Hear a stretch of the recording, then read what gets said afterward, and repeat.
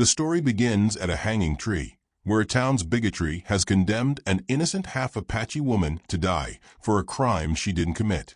It's a tale of Nia, a woman caught between two worlds, and Colton Hayes, a rancher who rediscovers his humanity, who faced a violent mob, a corrupt sheriff, and the deep-seated hatred of an entire town. What unfolds will ignite your sense of justice, restore your faith in defiant courage, and prove that love and principle can forge a family stronger than any bond of blood. Before we begin this journey together, don't forget to like the video, subscribe to the channel, share the story with someone who needs to be reminded that one person can stand against the crowd, and tell me in the comments where you're watching from. Let's get started. The noose swung from the old mesquite tree, a grim pendulum in the dry wind that scoured the valley. Beneath it, a woman hung, her wrists bruised, her breath a shallow whisper. Her name was Nia, half Apache, half white. That single fact made her nothing in the eyes of Red Hollow, a curse, a convenient scapegoat for a barn fire they couldn't explain. Sheriff Boone hadn't bothered with a trial. A half-breed don't deserve the Lord's justice, he declared, tightening the rope himself. By sunrise, the town had gathered. Faces, twisted by hate and fear, watched. Children were hoisted on shoulders for a better view. Women offered hollow prayers. Men spat tobacco in the dust. "Let her swing," a voice shouted. Nia said nothing, but her eyes, even as the coarse rope brushed her neck, held a quiet, unyielding fire. When they kicked the stool, her body jerked violently. The desert fell silent, holding its breath.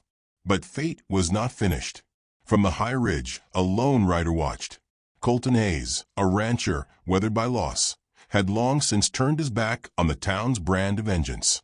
He'd fought Apaches years ago and had come to despise the killing. But watching a mob hang a woman for her blood shattered something inside him. He spurred his horse down the ridge, a storm of dust in his wake.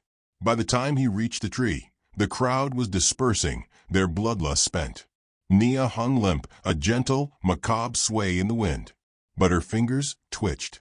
She was alive. "Damn fools," Colton muttered, his hunting knife severing the rope in a single swift motion. Her body fell into his arms, light as a bird's. He laid her in the dust, pressing his ear to her chest.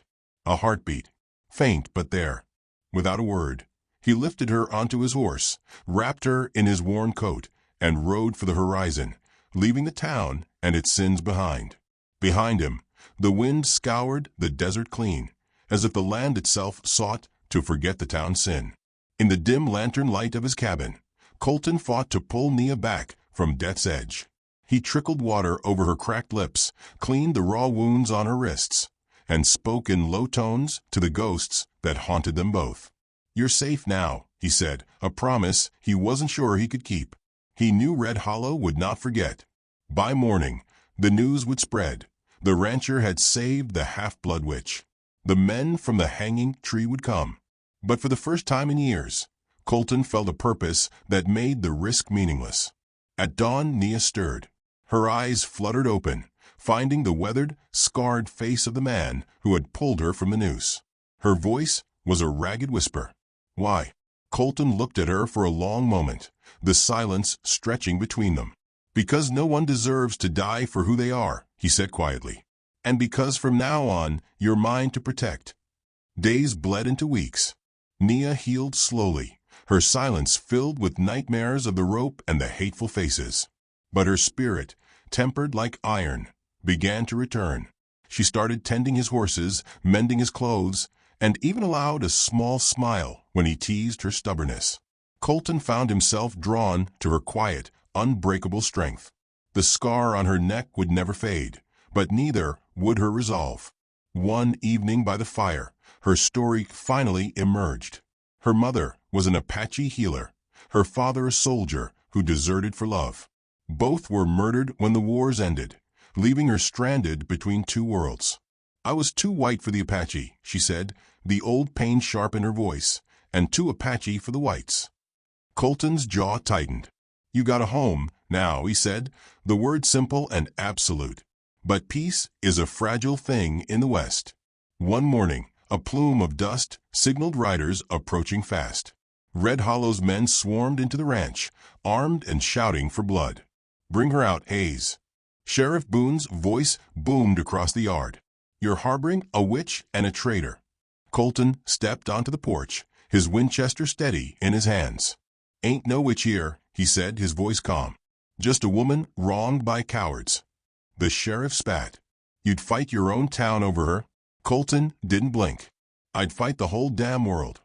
Gunfire shattered the silence. The fight was short and brutal, a whirlwind of dust and lead. Colton's skill with a rifle and Nia's quick thinking from the cabin window turned the tide. When the dust settled, Boone lay wounded in the dirt, and his men were in retreat, their shame as visible as the dust coating their clothes. Colton turned, breathing hard, a bullet graze bleeding on his arm. Nia ran to him, her eyes wide, her hands pressing against the wound. "You shouldn't have done that," she whispered, her voice thick with emotion.